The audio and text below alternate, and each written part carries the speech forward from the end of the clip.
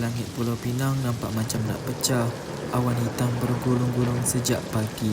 Gandhi, anak kampung Tanjung Tokom, duduk di atas papan kayu kat tepi pantai Batu Feringgi. Angin laut meniup pelan-pelan dan hujan rintik-rintik mula turun. Tengah khusyuk dia menulis dalam buku nota lusuh dia, satu suara perempuan tiba-tiba menegur. Hang buat apa sorang-sorang dekat sini, Gandhi? Hujan-hujan pun nak lepok ke? Gandhi toleh nampak Nisa, kawan lama yang dia tidak jumpa sejak bertahun-tahun. Nisa, anak Bukit Gelugur, dulu selalu ikut dia dan Nisa lepak tepi laut. Nisa, lama tak nampak. Aku relax je. Angin laut ni kan best. Jawab Gandhi sambil tutup buku nota dia. Dia cuba sembunyikan tulisan dia dari Nisa, tapi Nisa dah perasan. Hang duk buat apa? Tu lepok tu. Tak ada apa. Saja coret-coret. Hang pula macam mana boleh ada kat sini? Aku baru habis hantar barang kat Teluk Bahang tadi. Nampak hang dah jauh aku singgah lah nak tegak. Tapi muka hang semacam je, Gandhi. Hang duk ingat kat dia lagi ke? Nisa terus terang tanya. Mata dia tepat pandang Gandhi. Gandhi tersentak. Dia tarik nafas panjang, lepas tu geleng perlahan.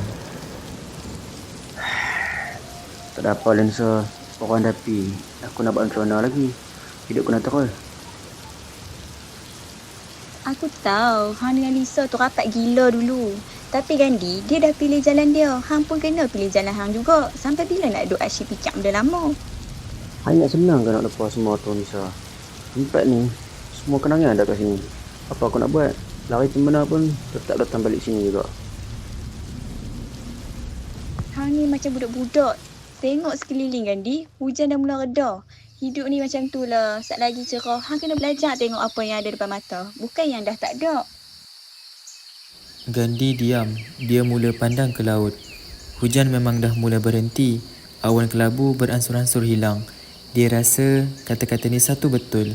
Tapi hati dia masih berat nak lepaskan kenangan lepas. Hang tahu tak, Gandhi? Bila Lisa pergi KL, dia harap hang boleh teruskan hidup. Aku tahu sebab aku sembang dengan dia sebelum dia pergi dulu. Dia nak hang bahagia, bukan tersekat kat sini. Gandhi tengok Nisa. Mata dia sedikit terbuka. Dia pernah cakap lagu tu. Dia sayang hang, tapi dia tahu dia tak boleh bawa hang sekali dengan dia. Jadi Gandhi, kalau betul hang sayang dia, buat benda yang dia nak tengok. Jadi lebih kuat. Gandhi duduk lagi. Lepas tu dia senyum kecil. Hang ni macam bakal motivasi dia, Nisa. Tapi aku rasa hang betul. Dah sampai masa aku move on. Hujan dah reda kan? Baguslah kalau hang dah faham. Jomlah aku belanja roti canai kat kedai bawah tu. Tak guna duduk sini lama-lama. Nanti kena demam pula. Gandhi ketawa kecil, lantas bangun dari bangku. Roti canai lah. Tapi yang lepas tertarik ni.